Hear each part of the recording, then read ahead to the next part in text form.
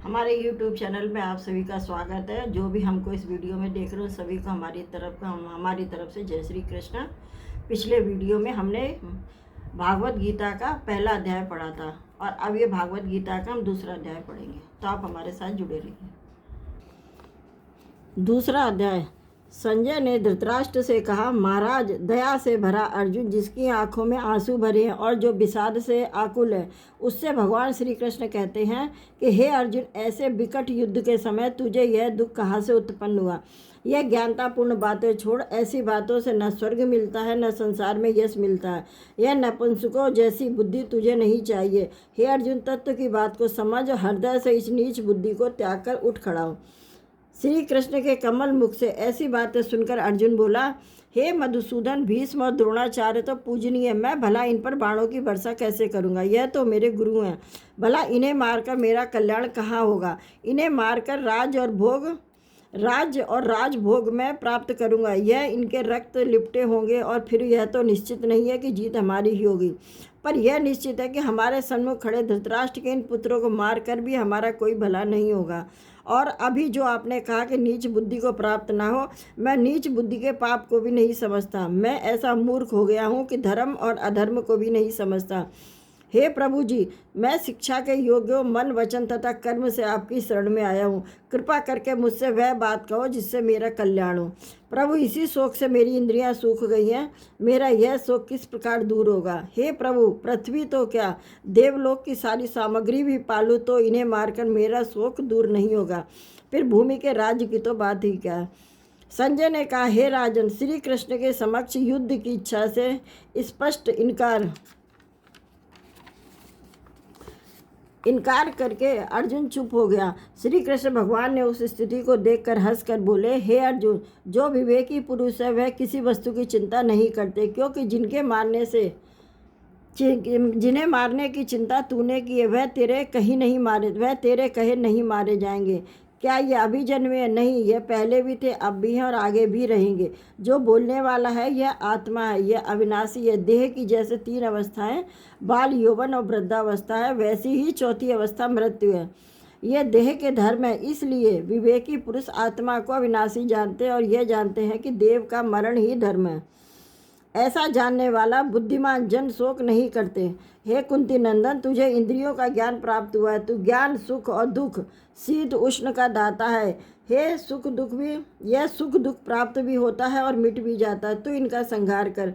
हे श्रेष्ठ अर्जुन, जिन्हें इंद्रियों के सुख और दुख अपनी निश्चलता से चलायमान न कर सके, उन्हीं पुरुषों ने अमृत पान किया है, वही अमर हुए। हे अर्जुन, जो ये आत्मा है इसे अविनाशी समझ और किसी के कहे मारा नहीं जाता। यह अनंत है, शरीर बनते बिगड़ते हैं, मगर आत्मा नित्य है, अमर है, निराकार है। यह न जन्मती है न ही मृत्यु को प्राप्त होती है। नष्ट होने पर भी यह नाश को प्राप्त नहीं होती है। जो मनुष्य इस आत्मा को अविनाशी, निर्विकार और अजन्मा जानता है, वह किसको घात करवाएगा और किसको मारेगा? जिस प्रकार मनुष्य पुराने वस्त्र उतार कर नए वस्त्र धारण करता है, उसी प्रकार आत्मा पुरानी देह को छोड़कर नई देह धारण करती है। आत्मा को शस्त्र नहीं काट सकते, अग्नि नहीं जला सकती, जल भिगो नहीं सकती।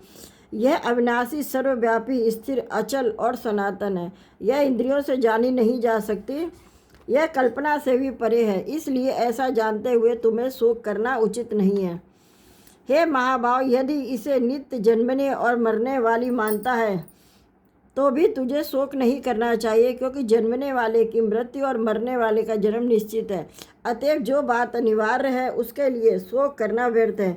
जन्म लेने से पहले वो क्या था किसी को नहीं मालूम, फिर मरने के बाद क्या होगा ये भी कोई नहीं जानता। ऐसी दशा में मैं तेरे लिए किस बात का सोच करना उचित है? सब प्राणियों के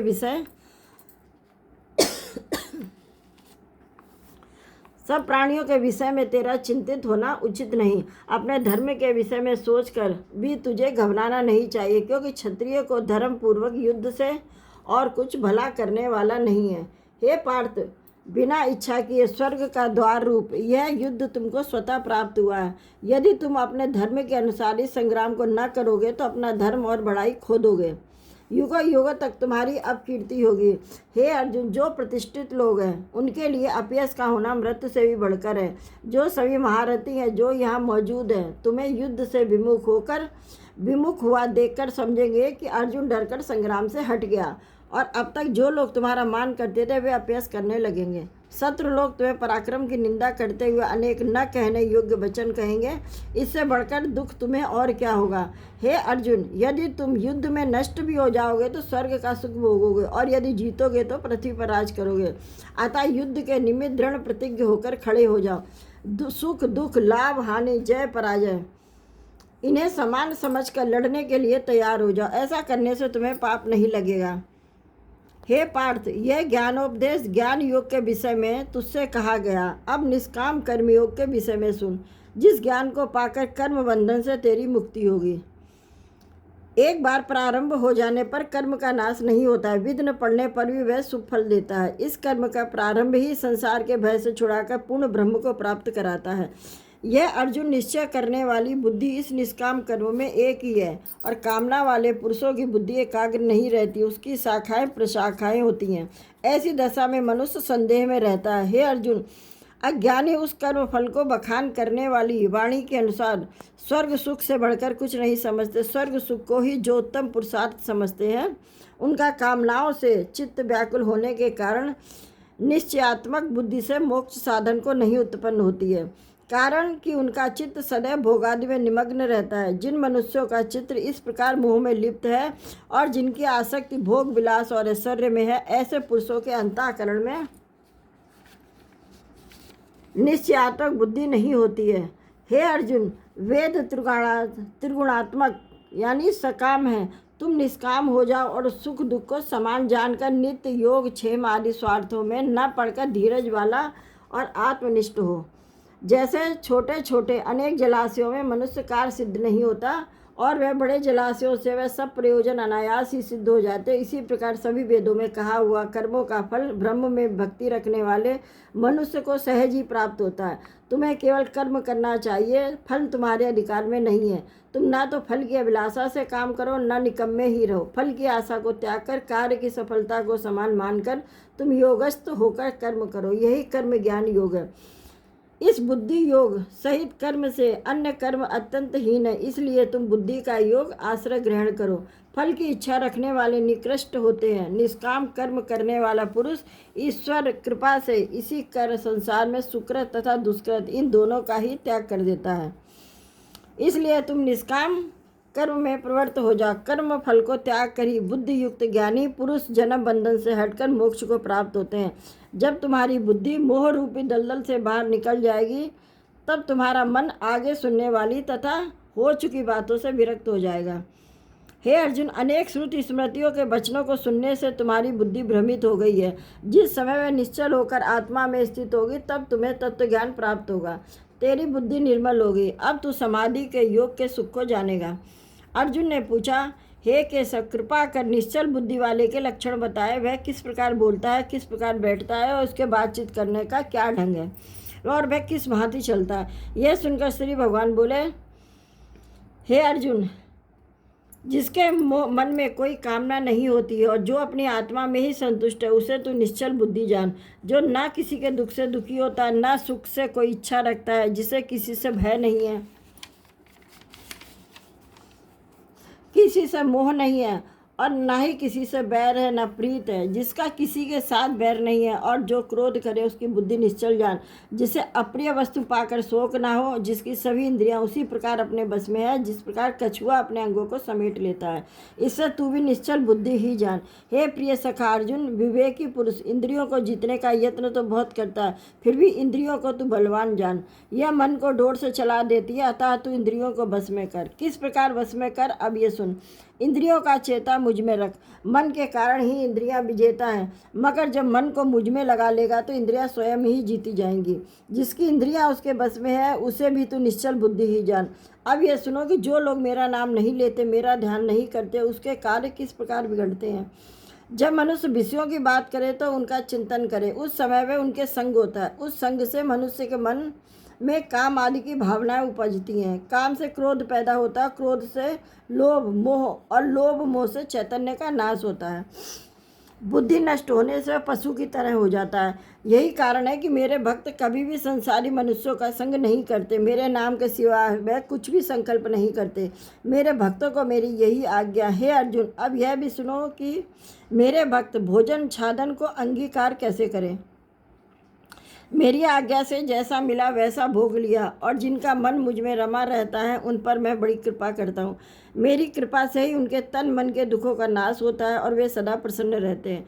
अब नास्तिकों की गति जान। नास्तिक कौन है? परमेश्वर कहाँ है, किसने देखा है, ऐसा कहने वाले नास्तिक है। उनकी श्रद्धा मुझ में नहीं लगती, और श्रद्धा के बिना शांति नहीं मिलती, और शांति के बिना सुख नहीं। इसलिए नास्तिक बुद्धि सदैव दुखी रहते हैं। जिस प्रकार वायु नाव को जल में खींच ले जाती है, उसी प्रकार इंद्रियां मन में खींचकर जहाँ जहाँ ले जाती हैं और मनुष्य की बुद्धि का नाश कर देती हैं। इस कारण हे महाभाव, जिसने विषयों की ओर से इंद्रियों को सर्वथा रोक रखा है, उसकी बुद्धि स्थिर है, और जो प्राणियों की रात है उसमें संयमी जागता रहता है। जिस समय प्राणी मात्र जागते हैं, मुनिजनों की वह रात्रि है। जिस प्रकार जल से भरा समुद्र दूसरी नदियों का जल भरने पर भी अपनी मर्यादा नहीं खोता, उसी प्रकार जो पुरुष समस्त कामनाओं के समा जाने पर भी विक्षोभ को प्राप्त नहीं करता, वही शांति को प्राप्त करता है। कामी व्यक्ति नहीं, विषयों की इच्छा करने वालों को शांति नहीं मिलती। जो कामनाओं को छोड़ इच्छा रहित विचरता है, और जो अवांछी और निरहंकार ममता से रहित है, वही शांति को प्राप्त होता है। हे पार्थ, यही ब्रह्म स्थिति है। ऐसी स्थिति मिल जाने पर प्राणी फिर मोह में नहीं फंसता, और अंत समय में निर्वाण ब्रह्म को प्राप्त होता है। इति श्रीमद् भगवद गीता सुपनिषदसु ब्रह्म विद्यायाम योग शास्त्रे श्री कृष्ण अर्जुन संवादे साख्य योगो नाम द्वितीय अध्याय संपूर्ण। श्रीमद् भागवत का ये दूसरा अध्याय समाप्त हो गया, और अब हम पढ़ेंगे इसका महत्व। दूसरे अध्याय का महत्व। नारायण जी बोले, हे लक्ष्मी, दक्षिण देश में एक पूर्ण नाम का नगर था। वहाँ देव सुशर्मा नामक एक बड़ा धनवान रहता था। वह साधु सेवा करता। एक बार एक बाल ब्रह्मचारी वहाँ आया। सुशर्मा ने तन मन से उसकी सेवा की, फिर विनीत करते हुए बोला कि हे संत जी, मुझे ऐसा उपदेश दो जिससे मेरा कल्याण हो और मैं मोक्ष पद को प्राप्त करूं। तब बाल ब्रह्मचारी बोला, मैं तुझे श्री गीता जी के दूसरे अध्याय का पाठ सुनाता हूँ, तू श्रद्धा से सुन। हे प्रभु, क्या गीता जी का दूसरा अध्याय सुनने से पहले भी कोई मुक्त हुआ है? तब बाल ब्रह्मचारी ने कहा, मैं तुझे एक पुरातन कथा कहता हूँ। एक अयाली वन में बकरियाँ चराता था और वहाँ मैं भजन किया करता था। एक दिन अयाली रात में बकरियाँ लेकर घर को चला। मार्ग में एक सिंह बैठा था। एक बकरी ने सबसे आगे चल रही थी। उसे देखकर सिंह भाग खड़ा हुआ। वह अयाली यह अचरज देखकर बड़ा चकित हुआ। तभी मैं भी वहां जा पहुंचा, और सयालू ने मुझसे कहा कि बकरी को देखकर शेर भाग खड़ा हुआ। हे संत जी, यह तो बड़े आश्चर्य की बात है। आप तो त्रिकालज्ञ हैं, कृपा करके मुझे इसका कारण बताइए। मैंने कहा, हे अयाली, पिछले जन्म में यह बकरी एक डायन थी जो सुंदर पुरुषों को खा जाती थी। यह शेर पिछले जन्म में फंदक था, इसे भी डायन ने खा लिया था। इस जन्म में वह डायन बकरी बनी और फंदक शेर बना। शेर को पिछले जन्म की बात याद थी, इसलिए बकरी को देखकर उसने समझा वही डायन रूप बदलकर उसे खाने आई है, इसलिए वह डरकर भाग गया। तब अयाली ने पूछा कि मैं पिछले जन्म में कौन था? तो मैंने कहा, तू चांडाल था। तब अयाली ने कहा, हे ब्रह्मचारी जी, कोई ऐसा उपाय बताइए कि हम तीनों ही इस अधम देह से छूट जाएं। तब हे सुशर्मा, मैंने उन्हें श्री गीता जी के दूसरे अध्याय का श्रवण कराया, जिससे उसी समय आकाश से विमान आए और उन सबको बैठाकर बैकुंठ लोक को ले गए। श्री नारायण जी ने कहा, हे लक्ष्मी, जो मनुष्य श्री गीता जी के दूसरे अध्याय को पढ़ता या सुनता है, वह निसंदेह मुक्ति को प्राप्त होता है। बोलो सच्चिदानंद भगवान की जय।